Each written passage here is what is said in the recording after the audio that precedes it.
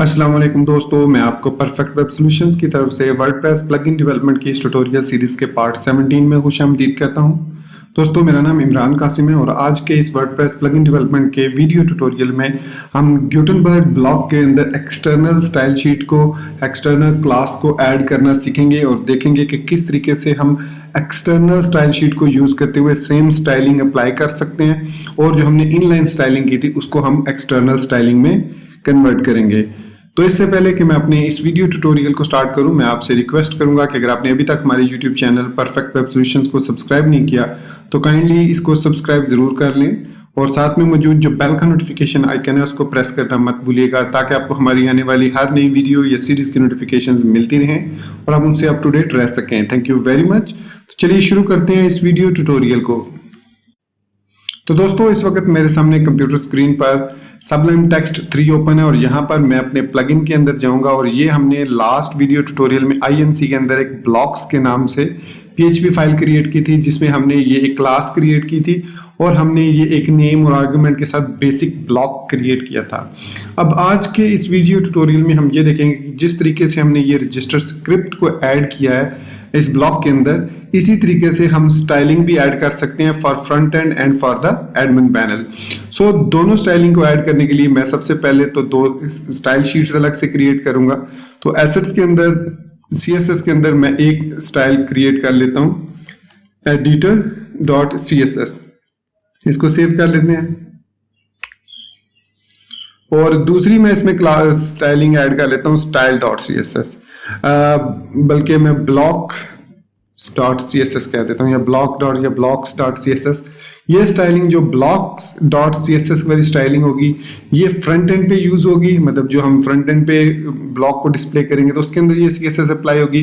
और editor.css की जो स्टाइलिंग है वो हम यूज करेंगे for the purpose of editor. जब हम पेज के अंदर जाते हैं और एडिट करते हैं, ब्लॉक को ऐड करते हैं, वहां पर हम जब वो ब्लॉक ऐड होता है तो उस वक्त जो स्टाइलिंग उस पर अप्लाई होती है वो हम editor.css में ऐड करेंगे। तो यहाँ पे मैं कस्टम पोस्ट टाइप नहीं, blocks में PHP में बल्कि JS में जाऊंगा। जो blocks.js फाइल है उसमें ये जो स्टाइलिंग है इसको हमने कन्वर्ट करना है इनसाइड एक्सटर्नल स्टाइल शीट। तो सबसे पहले हमें क्लासेस को ऐड करना है। तो क्लासेस को ऐड करने के लिए हम यहाँ पर एडिट को और सेव फंक्शन को यूज करेंगे। जब हम एडिट और सेव को इंजेक्ट करते हैं तो ये एक पैरामीटर लेता है जिसका नाम होता है प्रॉप्स या प्रॉप, क्या ले आप इसको कोई भी नाम दे सकते हैं, but I will call it prop, मतलब प्रॉपर्टी। और इसमें हम डिफरेंट स्टाइलिंग फिर ऐड कर सकते हैं, जैसे कि क्लास नेम आप ऐड कर सकते हैं, कुछ और भी प्रॉपर्टीज जिसके एट्रीब्यूट्स होते हैं जैसे डायनामिक क्रिएट करने के लिए, जो कि आगे चल के हम देखेंगे किस तरीके से ब्लॉक्स को डायनामिक क्रिएट करते हैं। तो यहाँ पर मैंने दोनों में प्रॉप की इनपुट मतलब आर्ग्यूमेंट ऐड कर दिया। अब इस प्रॉप को हम यूज करेंगे और रिटर्न करेंगे विद द एक्सटर्नल स्टाइलिंग। सो यहाँ पर नेक्स्ट हमें यहाँ पर इस स्टाइल को रिप्लेस करना है और हमने स्टाइल के बजाय यहाँ पर देंगे क्लास और इसके बाद इसको देंगे हम। तो यहाँ पर अब हमने ऐड करना है इसको क्लास नेम को। तो ये जो प्रॉप्स है ये हमें जनरेट करके देगा एक क्लास नेम। मैं आपको यहाँ पर दिखा देता हूँ, मैं इसको फिलहाल डिफॉल्ट रहने देता हूँ। सो यहाँ पर मैं अगर console.log में प्रॉप को डिस्प्ले करवाऊं तो मैं आपको दिखाता हूं। यहाँ पर सेव करेंगे, ब्राउजर में चलते हैं अपने एडमिन पैनल में, ऑल पेजेस में, और जो हमने ब्लॉक टेस्ट वाला पेज बनाया था उसको एडिट करते हैं। और जब हम इसमें इंस्पेक्ट एलिमेंट करेंगे तो यहाँ कंसोल के अंदर हमें यहाँ पर नजर आएगा ऑब्जेक्ट और इसके अंदर आप यहाँ पर देख सकते हैं इसके एट्रीब्यूट्स आ गए और यहाँ पर एक आ रहा है क्लास नेम भी, और ये इसको बाय डिफॉल्ट क्लास नेम दिया जाता है wp-block- ये है वर्डप्रेस की तरफ से डिफॉल्ट, और PWS प्लगइन डेव ये आपने नेम स्पेस का जो स्लैश से पहले वाला पैरामीटर है वो है और ये स्लैश से बाद वाला पैरामीटर है। तो ये क्लास नेम असाइन करनी है हमने यहाँ से। सो हमने क्या करना है यहाँ पर, इसको मैं खत्म कर देता हूँ कंसोल को, और यहाँ पर हम क्लास, चूंकि हम जावास्क्रिप्ट में है तो जावास्क्रिप्ट के अंदर क्लास नेम यूज करते हैं और यहाँ पर prop.class नेम ही हम यूज करेंगे। और इसी तरीके से यहाँ पर भी हम class name prop.class name use करेंगे। तो ये दोनों के लिए डिफरेंट क्लासेस आएंगी। अब यहाँ पर आपने इनका नेम देख लिया, इसको मैं यहाँ से कॉपी कर लेता हूं, सॉरी कॉपी किया, और यहां पर चूंकि ये एडिटर के साथ है तो editor dot C S S में आएंगे और यहां पर इसको इस तरीके से हम ऐड कर देंगे। और यहां पर इस ब्लॉक डॉट जेएस से जो हमने एडमिन के लिए ये स्टाइल रखा था इसको यहां से कट करेंगे और यहां पर कर देंगे इसको पेस्ट। और डेफिनेटली अब आपको पता है हमारे पास बैकग्राउंड डैश के साथ कलर होता है, तो ये हमने इसको ऐड कर दिया।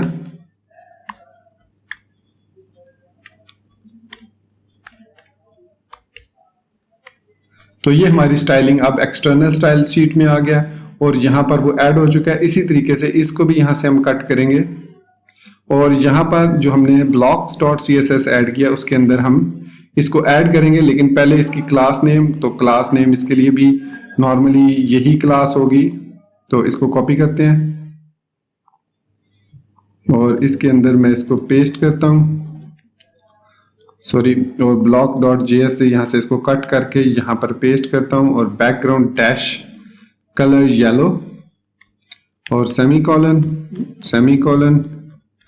20 पिक्सल सेमीकोलन वाइट। तो ये हमने एक्सटर्नल स्टाइल शीट इस पे अप्लाई कर दी। अब यहाँ पर इन दोनों की जरूरत हमें नहीं रही, सेव करेंगे।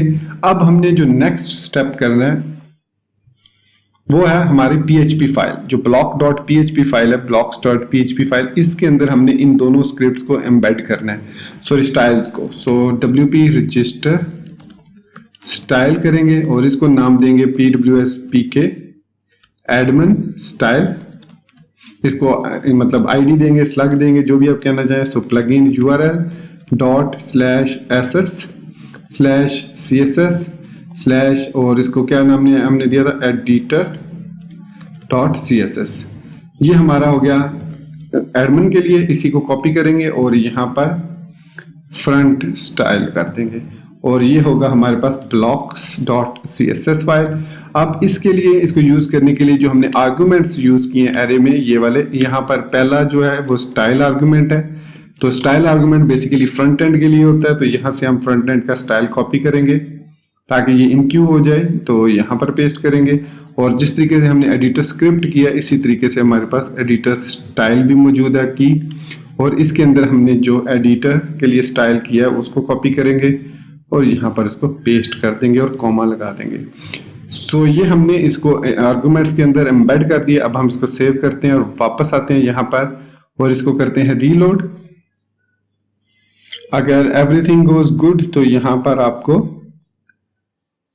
ब्लॉक देखने को मिल जाएगा। ये अभी इसको मैं रिमूव करता हूं और रिमूव करने के बाद मैं इसको दोबारा ऐड करूंगा। क्लिक करेंगे प्लस पे, मोस्ट यूज लेआउट एलिमेंट्स, और ये हमारे पास है pwsp के ब्लॉक। इसको क्लिक करेंगे और ये देखिए अब ये हमारी स्टाइलिंग जो है ये क्लास के थ्रू आ रही है। यहाँ पर ये क्लास है और ये देखिए ये क्लास हमारी राइट साइड पर लोड हो रही है from editor dot C S S.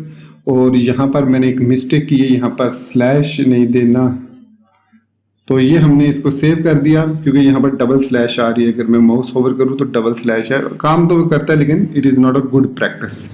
सो यहाँ पर ये हमारे पास लोड हो गया स्टाइलिंग एडिटर की। ये देखिए यहाँ पर blocks dot C S S भी लोड है लेकिन उसने ओवरराइड कर दिया स्टाइलिंग को। अब हम बाहर इसको सेव करते हैं, अपडेट करते हैं और प्रीव्यू करते हैं। तो ओके करेंगे तो यहाँ पर हमारे पास इंस्पेक्ट एलिमेंट करते हैं और यहाँ पर अब हम देखते हैं कि ये यहाँ पर क्यों नहीं आया।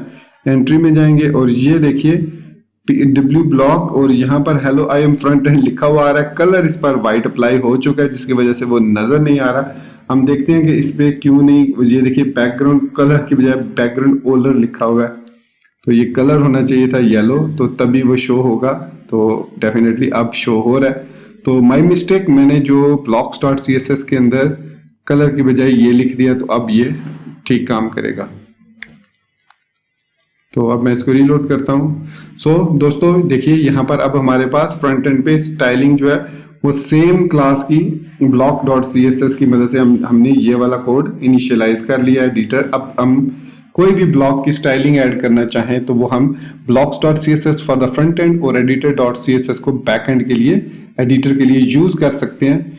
तो हमने सक्सेसफुली अपनी स्टाइलिंग को एम्बेड कर लिया एक्सटर्नल स्टाइल शीट को इनसाइड ओवर ब्लॉक्स। अब हम इनको यूज कर सकते हैं। तो दोस्तों ये था हमारा आज का छोटा सा वीडियो ट्यूटोरियल जिसमें हमने एक्सटर्नल स्टाइल शीट को एम्बेड करना सीखा। इंशाल्लाह नेक्स्ट वीडियो ट्यूटोरियल में हम देखेंगे किस तरीके से हम इसको डायनामिक कंटेंट बना सकते हैं कि हम एडिटर में जो कंटेंट टाइप करेंगे वही कंटेंट इस ब्लॉक के साथ ऐड होगा। फिर उसके बाद हम ये देखेंगे कैसे हम उसमें ऑप्शंस दे सकते हैं, डिफरेंट ऑप्शंस यूजर को दे सकते हैं जिनको वो सिलेक्ट करके अपने स्टाइलिंग कर सकता है या अपने कस्टमाइज कर सकता है ब्लॉक को। तो मिलते हैं नेक्स्ट वीडियो ट्यूटोरियल में। टिल देन चैनल को सब्सक्राइब करना, वीडियो को लाइक और शेयर करना और बेल आइकन को दबाना मत भूलिएगा। और सबसे इंपॉर्टेंट मुझे अपनी दुआ में याद रखिएगा। Thank you very much for being with me till the end. Take care, goodbye and Allah Hafiz.